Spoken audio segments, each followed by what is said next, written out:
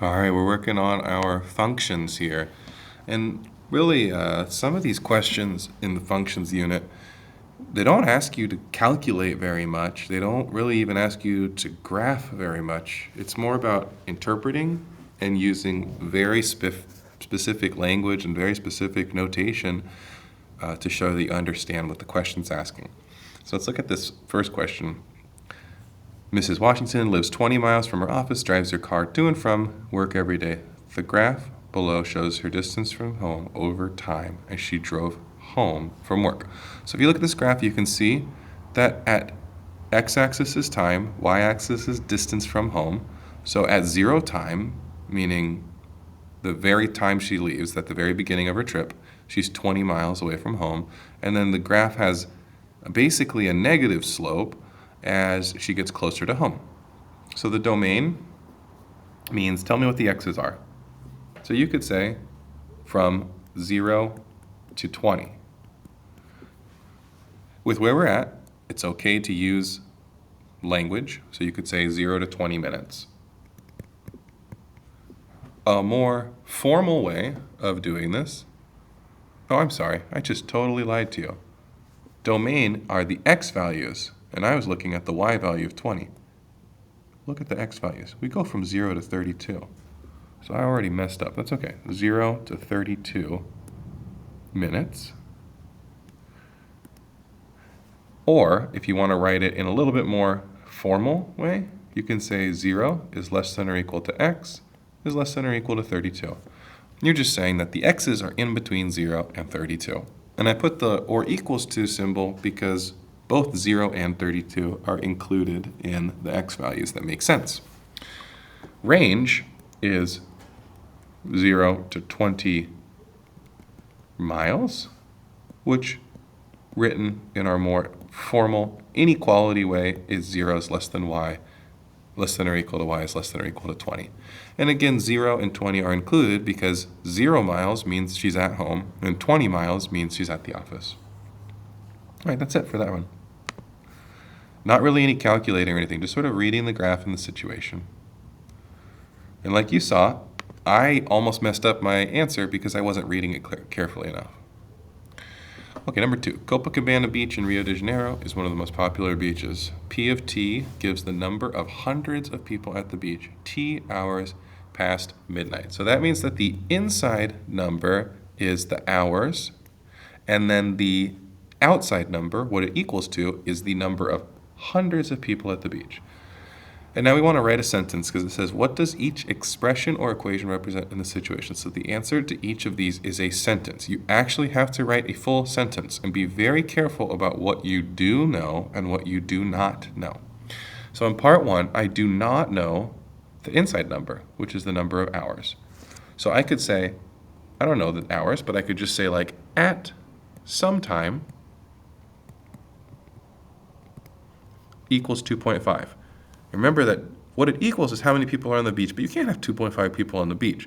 But remember that it says P of t gives the number of hundreds of people. So we have 2.5 which is 250 people on the beach. Okay? Second one here, P of 13 means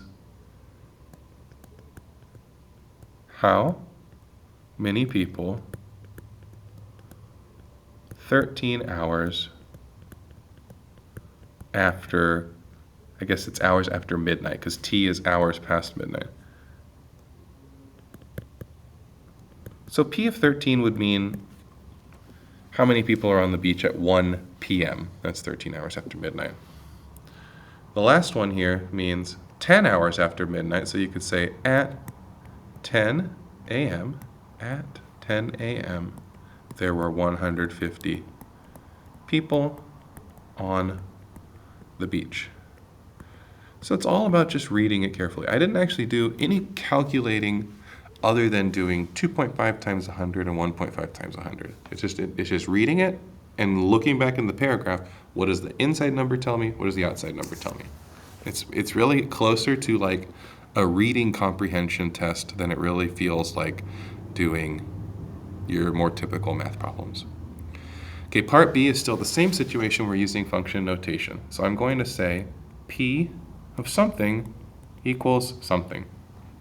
It says 2 p.m. T is the hours after midnight. So the inside number should be how many hours after midnight in this situation. 2 p.m. is 14 hours after midnight. And there were 305 people on the beach. Well, that's about 300.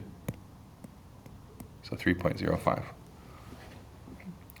3.05 times 100 is 305.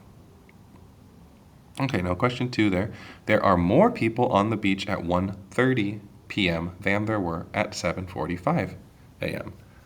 So we are discussing how many people there are at one time, and we are comparing that to how many people there are at another time. 1:30 p.m. is 11 and a half hours after midnight.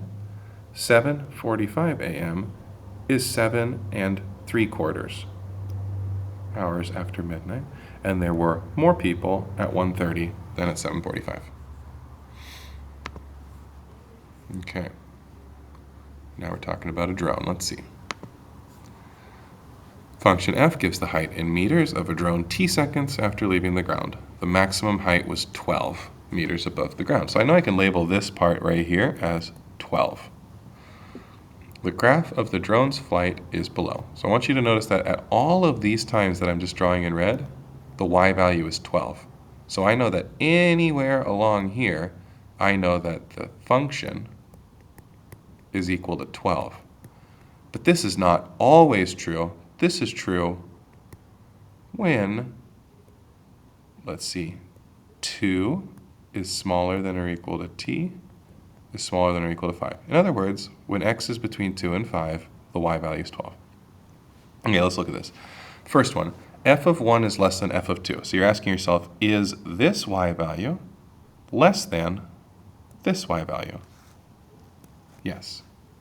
F of 3 equals 12. You're asking yourself, if you go up from x equals 3, do you get a y value of 12? Yes, we just talked about that. F of t equals 7 when t equals 0. Is it true that when t equals 0, our y value is 7? No, not true. F of 6 equals 1. F of 6 equals 1. We don't know specifically the height there. It does not look like 12. If we assume that these lines here are spaced equally, this would be 6, 9, 3, so that does not look like 1. That's not correct. Is it true that f of 2, the y value at 2, equals the y value at 4? Yes. Is it true that the y value at 6, f of 6, is smaller than the y value at 7? No, the y value at 6 is above 7, so that is not true. So it looks like A, B, and E are correct. Now we're getting into determining if something is a function. And something is a function if each x has only one y value associated with it. So let's try. Here, every x value has only one y value. So this one, yes, it's a function. The domain are all the x values. The smallest x value is -4, because that's the furthest to the left. Because it's a closed dot, I have an underline on my inequalities, just like we practiced when we were doing inequalities. The x value that's the biggest is +3, but that one has an open dot, so I just draw a strictly less than symbol. The range is the same question, just from the lowest y value to the highest y value. The lowest y value is -5. It's a closed-in dot. Ranges talk about y values. The highest y value is +5, and it's also a closed dot. Done with that one. The second one is also a function. Each x value has only one y value. Domain of this function is furthest left to furthest right. So we have -1, 2, 3, 4. So -4 is less than or equal to x is less than or equal to -1. Because both of those are closed-in dots, we do less than or equal to instead of doing just strictly less than. The range is the lowest y value, which is -2, up to the highest y value. And again, both of those are included. There's no open dot there. Let's go down a little bit more. Is this a function? No. How do I know this is not a function? What I see is that there is an x value, x is 7, and x is 7, and that x value repeats in the table with two different y values. What this means is that y does not just depend on x. Because if I say that y depends on x, that means that if I plug in an x, I know exactly what y I get out. Here, if I plug in x equals 7, sometimes I get 8, other times I get 9. That's not a function. I want you to imagine if you are touching a button on your computer, and sometimes when you touch that button, it types the number 8, and other times when you touch the same button, it types the number 9. That would be a computer that is not functioning. If the button sometimes does two different things. If the input you press, the x value, sometimes gives you different y values, it's not working, it's not functioning. So this is not a function. And I think if we read the instructions up here, it only said to tell the domain and range. Nope, it says then state the domain and range.